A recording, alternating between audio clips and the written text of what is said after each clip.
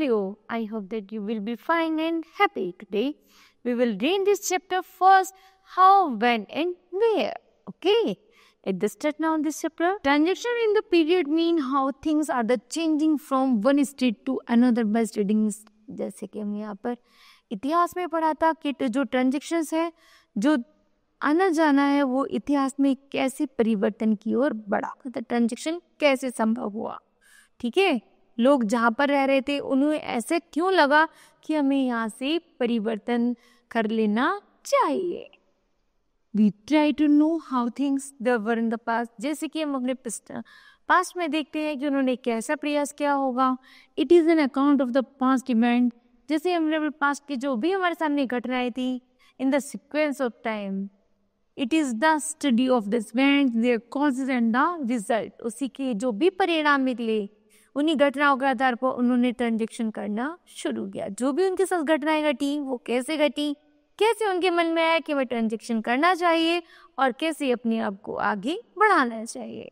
Now, so that how is affected the next sequence of the events. Okay, events occurring before written records are the considered prehistory. जैसे कि हमने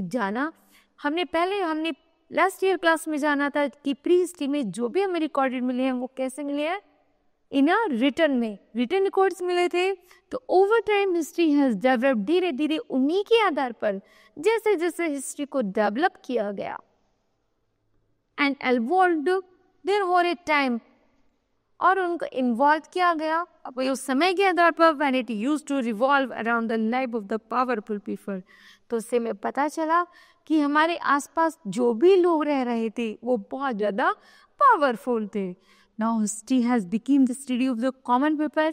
यहाँ तक कि अब जो ये हिस्ट्री है वो कैसी है, कॉमन लोगों को वो डिपेंडेबल है, उनकी लिव्स पर एंड उनके आइडियाज़ पर. Scholars who write about history are called historians. यहाँ तक कि जो विद्वान हैं वो अक्सर हमें इतिहास के बारे में लिखते हैं और इतिहासकारों के बारे में हमें बताते हैं. ओके, तो first of all first topic period in history. Periodization is the one of the essential tool of any historical study. यहाँ तक कि जब इस युग के आधार पर, periodization के आधार पर जब टूल्स, जो भी हमें औजार मिले, वो हमें अध्ययन करने के बाद पता चलता है कि ये जो टूल्स हैं वो हमारी कैसे हैं, वो हमारी हिस्ट्रियन से, मतलब इतिहासकारों के द्वारा बताए गए कि ये हमें इतिहास से प्राप्त हुए हैं.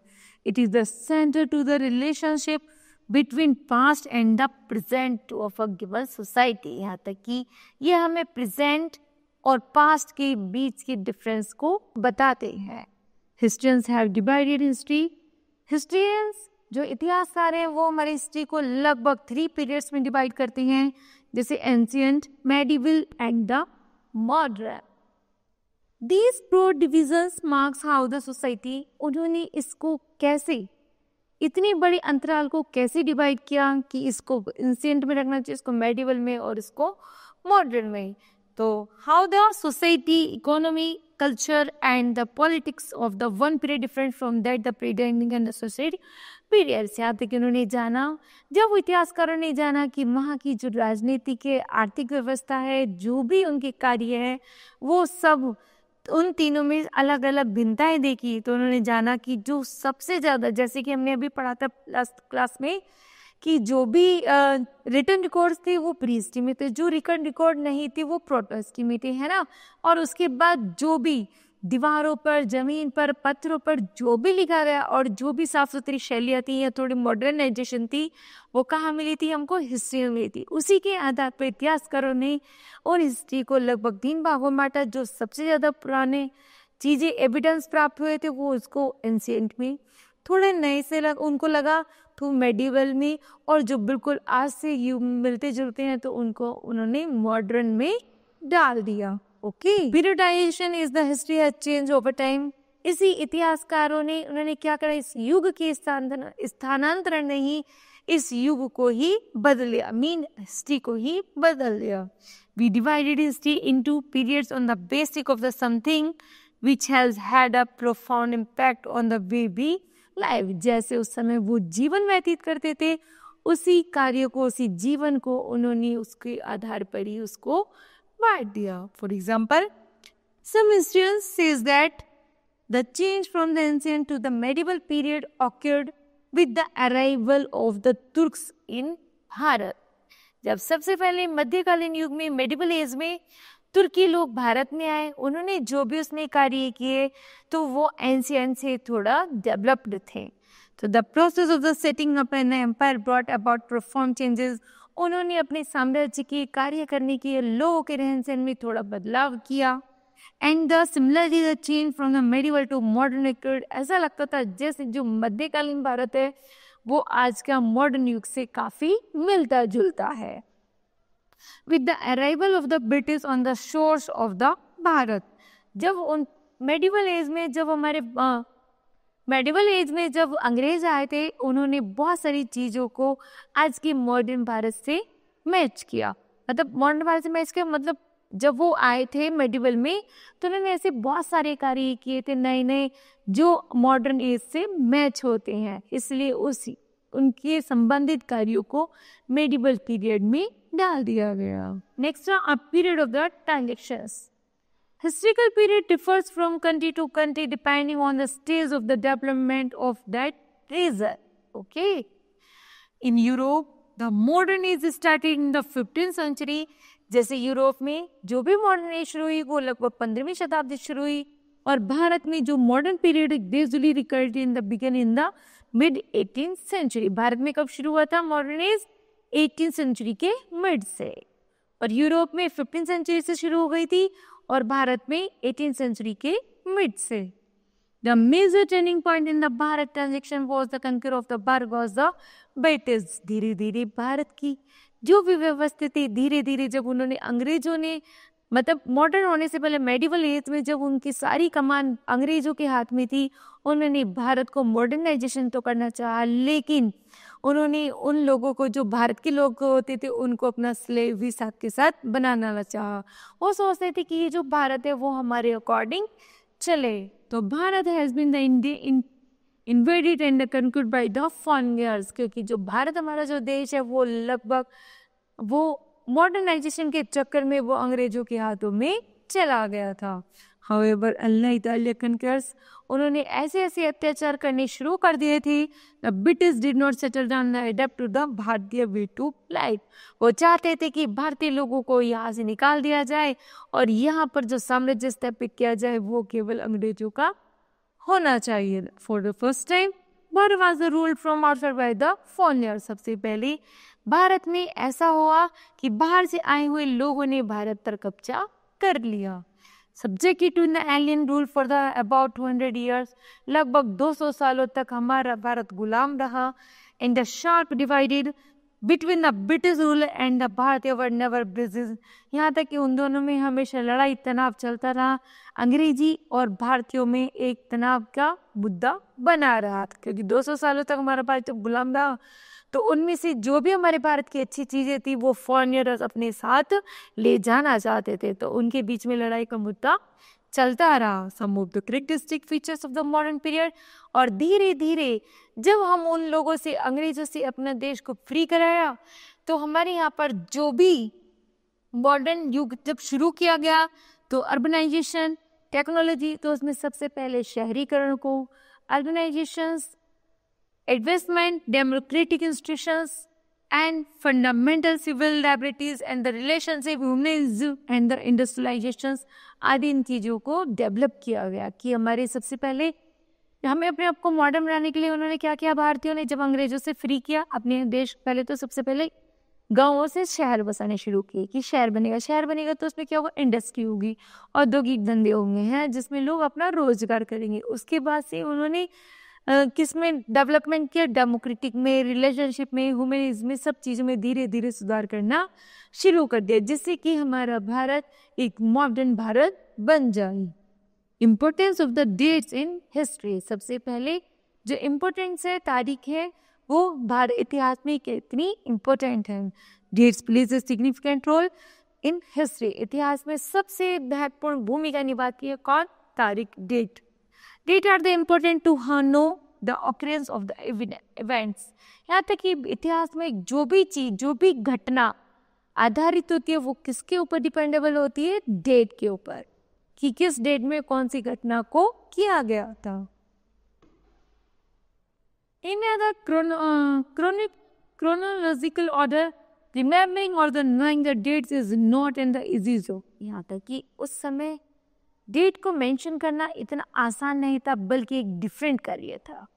However, for some overalls, we know the dates, but for some other it's difficult to assign a date। यहाँ तक कि ओवरऑल उस तारीख को मेंशन करना, बताना और उसके अकॉर्डिंग कार्य करना, यह बहुत एक डिफिकल्ट टास्क था। They take a long time of the occur।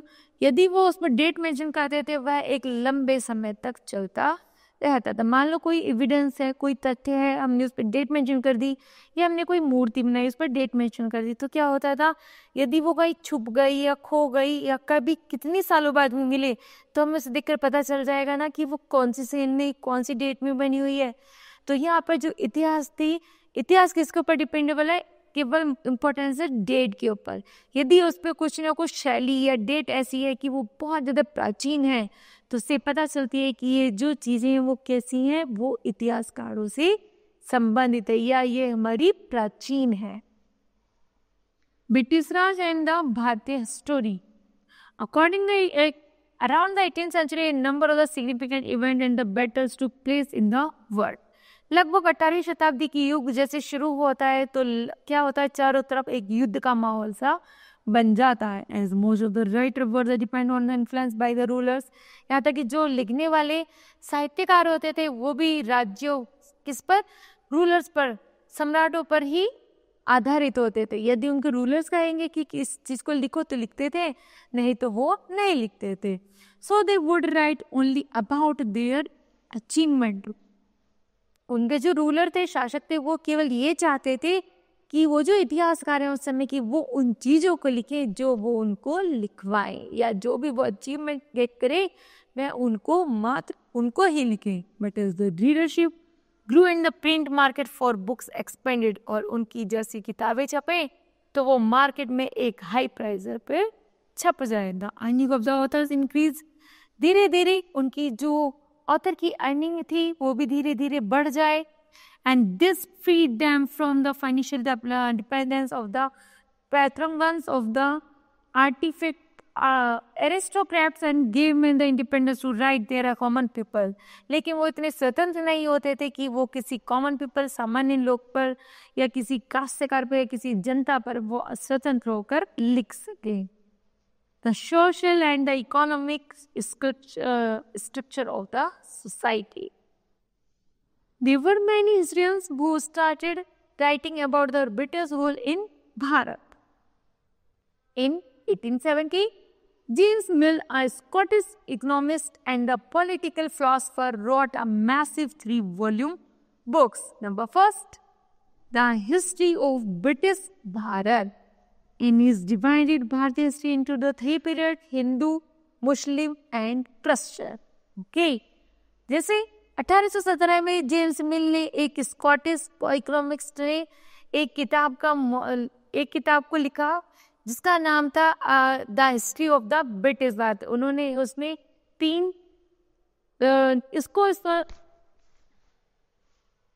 इसको इन्होंने लगभग 3 पीरियड्स में बांट दिया गया, जैसे हिंदू, मुस्लिम और क्रिश्चियन में। The history of the British Bharat is a monumental work in which James mill set of the display the history. जैसे कि इन्होंने the history of the British Bharat में जेम्स मिल ने इसमें सारा इतिहास खोल करके रख दिया था, और लेकिन उन्होंने हिंदू, मुस्लिम और क्रिश्चियन के बीच में एक बैरियर का काम कर दिया था। इस बुक ने क्या किया था? एक बैरियर का काम करना शुरू कर दिया था। उन्होंने बताया था इसमें उनकी हिस्ट्री के बारे में, characteristic, religion, literature, art and the laws of Bharat, कि यहाँ के जो लोग हैं कि भारतीय क्लाइमेट और कैसे इस क्लाइमेट में रहते हैं, कैसे उनके कानून है, कैसे कायदे हैं, कैसे वो जीवन व्यतीत करते हैं, उन सब के बारे में उन्होंने उसमें मेंशन किया था। Despite the fact that Mill had never been to Bharat, his work had a profound effect on the British system of governing the country, as did his letter official connect with Bharat, धीरे धीरे जैसे कि भारतीय system में जैसे जैसे अंग्रेजी साम्राज्य स्थापित होने लगा तो भारतीय साम्राज्य में क्या हुआ, अंग्रेजी शासन फैलने लगा। उन्होंने इन भारतीयों को खत्म करने के लिए अपने अंग्रेजी शासन की शुरुआत की और अंग्रेजों ने क्या किया, सबसे पहले कायदे कायदे कानून बनाए जिससे भारत में फूट की मतलब एक दूसरे से लड़ने की भावना शुरू हो जाए। बट ही प्रिसीव्ड भारतीय एज द इंफीरियर पीपल, यहाँ तक कि जो भारत के लोग थे फिर भी इतने मजबूत थे कि वो लगातार गति से किससे, अंग्रेजों से लड़ते रहे। The sources of the history of the model battle. The period under study has the abundance of source material. They are the number of the other still sources which give us the clear picture of this period. Number first, archaeological sources. What is archaeological? Archaeological sources include inscriptions, building, monuments, coins. British, Portuguese, French, and the Dutch all have built various forts, places, residential, official, and the public buildings like railway station, educational building etcetera. जैसे कि archaeological में जैसे भी अंग्रेज वगैरह, अंग्रेज या फिर भारतीय ने मिलकर जो भी हमारे भारत में जो भी मोन्यूमेंट्स स्थापित किए, चाहे वो कोई भी फोर्ट, किले हो, प्लेसेस हो, रेसिडेंशियल हो, ऑफिशियल हो, पब्लिक बिल्डिंग्स हो, स्कूल्स हो, इन सबको जब स्थापित किया गया तो उन्होंने उसमें एक नई अलौकिक भारत की छवि दी की। इसके अलावा उन्होंने विक्टोरियल मेमोरियल इन कोलकाता में, राष्ट्रपति भवन इन दिल्ली में, गेटवे और भारत इन मुंबई में, ऐसे बहुत सारे अपने जैसे जैसे युग परिवर्तित होता चला गया वैसे वैसे मुगलों ने, तुर्कियों ने, अंग्रेजों ने अपने अपने मोन्यूमेंट्स को स्थापित करना शुरू कर दिया जिससे भारत में उनका स्थापत्य जम सके। लेकिन लास्ट में क्या हुआ कि भारतीय लोग इतने मजबूत थे, इतने उनकी जो सोच थी भले कैसी थी कि वो एक यूनिटी को बनाने वाली थी और उन्होंने फिर से वापस अपना कब्जा हिंदुओं ने कर लिया और अपने भारत को अंग्रेजों से छुड़ा लिया। तब हमारा भारत धीरे धीरे जो बिल्डिंग्स, मोन्यूमेंट्स बने थे उनको धीरे धीरे उनको डेवलप किया और अपने भारत को एक मॉडर्न भारत बना दिया। नंबर 2 है लिटरेसी सोर्सेस। उन्होंने पढ़े लिखे साधनों के आधार पर literacy source are the considered more important. They are the regional documents like government reports, administrative records, official records and the survey and so on. All these recorded had been carefully preserved in the archives and the museums. Okay? तो जो भी यहाँ पर लिखित जो भी बातें लिखी जाती, चाहे प्रशासनिक हो चाहे ऑफिशियल हो, जो भी हो, उन्हें उसे बहुत तरीके से सेफ तरीके से रखा जाता, चाहे मोन्यूमेंट्स में या फिर लाइब्रेरीज में। ओके, नेक्स्ट है official records. The Mughals has started system recording everything. मुगलों ने सबसे पहले शुरू किया था जो भी लिखा जाएगा, जो भी रिकॉर्ड तैयार होगा उसको, जो भी यहाँ पर सिस्टम शुरू किया जाएगा उन सब चीजों को लिखित रूप में शुरू किया जाएगा। This was a further and the perfected by the British, और उसी के आधार पर अंग्रेजों ने भी वैसे ही करना शुरू किया। जो मुगलों ने शुरू किया था वही अंग्रेजी साम्राज्य ने किया कि जो भी कार्य होगा वो लिखित रूप में बिल्कुल सावधानी के साथ किया जाएगा। Every administrative decision was recorded, और जो भी प्रत्येक प्रशासनिक रिकॉर्ड्स, जो भी डिसीजन लिए जाते थे, निर्णय लिए जाते थे, उनको भी लिखित रूप में लिखा जाता था। एंड केयरफुली प्रिजर्व, और बड़े ध्यान से उनको संभाला जाता था। And executive, legislative and judiciary body है रिकॉर्ड रूम्स। उसके लिए अलग अलग से जुडिशरी में, न्यायालय में अलग अलग से कमरे तैयार कर दिए जाते थे जिसमें एडमिनिस्ट्रेटिव के जो भी रिकॉर्ड्स होते थे वो उसमें आसानी से उनमें रख सकें। Which even the smallest record were kept, और कोई भी कुछ रूमों में छोटे मोटे रिकॉर्ड्स से रखे जाते थे, वेल कैटलाइज, जैसे भी उनकी भावनाएं होती थी। यदि जजमेंट से संबंधित तो जुडिशरी में, है ना, और लेजिस्लेटिव से संबंधित तो लेजिस्लेटिव रूम्स में। तो सभी रिकॉर्ड्स को अलग अलग रूम्स में डिवाइड कर दिया जाता था और अकॉर्डिंग टू, और उनके आधार पर उस इनके रिकॉर्डों को उसमें रखा जाता था। Thus the proceeding of the each government department is available to us, और यही फिर जैसे जैसे हमारी सरकार बदल चली गई और धीरे धीरे हमारे साम्राज्य ने भी ऐसा करना शुरू कर दिया। दिस हैज हेल्प हिस्टोरियंस, ये जो इतिहासकार हमारी हेल्प करते हैं, हमें बताते हैं, सहायता करते हैं कि हमारे इतिहास में ऐसा हुआ था, तो हमें इससे भी बहुत ज़्यादा इम्पोर्टेंट क्या मिलती है, बहुत ज़्यादा सुविधा मिल जाती है। मतलब बस जो भी हमारे इतिहास में हुआ था वही हम अगर शुरू कर दें, थोड़े मोड़े में थोड़ा बहुत परिवर्तन करें, बाकी जो चीज़ें उन्होंने बनाई थी कि वो तो अच्छी हैं कि भाई जो चीज़ें उन्होंने बनाई हैं वो रिटर्न में है और उनको सेव कर दिया जाए, तो उन्होंने वैसे ही अब मॉडर्न भारत बनाने के लिए उन्होंने यही कार्य करना शुरू कर दिया। Immediately in there the study of the period, many of the official records of the period are now the preserved in the national archives of the Bharat. और धीरे से और उसके बाद से उन रिकॉर्डों को जिस संग्रहालय में रखा गया उसको नाम दिया गया national archives of Bharat. Okay, फिर है survey reports. The British also began the practice of the conducting survey. किसी भी चीज को अच्छे से जानने के लिए जो ब्रिटिश साम्राज्य आया था वो उसका सर्वे करता था, निरीक्षण करता था कि ये वास्तव में सही है या फिर गलत है। पॉपुलेशन सर्वे, जैसे उन्होंने जनसंख्या का सर्वे किया, revenue survey and the rate survey and money other types of the survey were conducted. और ऐसे अन्य बहुत सारे सर्वों का शुरुआत की गई। तो mapping was an important part of this survey. तो इन सर्वों का निर्धारण करने के लिए सबसे जो महत्वपूर्ण था वो था मैप, है ना, नक्शा। नक्शे के द्वारा बताया गया इस पार्ट में कितनी जनसंख्या रहती है, कितने एरिया में कितनी जनसंख्या। तो उन सबका जब सर्वे कराया गया तो हमने जाना कि सबसे ज्यादा इंपॉर्टेंट है सर्वो को गेट करने के लिए map. The British made a large number of the topographical maps. यहाँ तक कि अंग्रेजों ने मैप को जब जाना कि मैप सबसे ज़्यादा सटीक सही है, तो उन्होंने ऐसे बहुत सारे लार्जेस्ट सबसे बड़े टोपोग्राफिकल एक अच्छी अक्षांश पर बने हुए मैप का अंकन किया, बनवाया।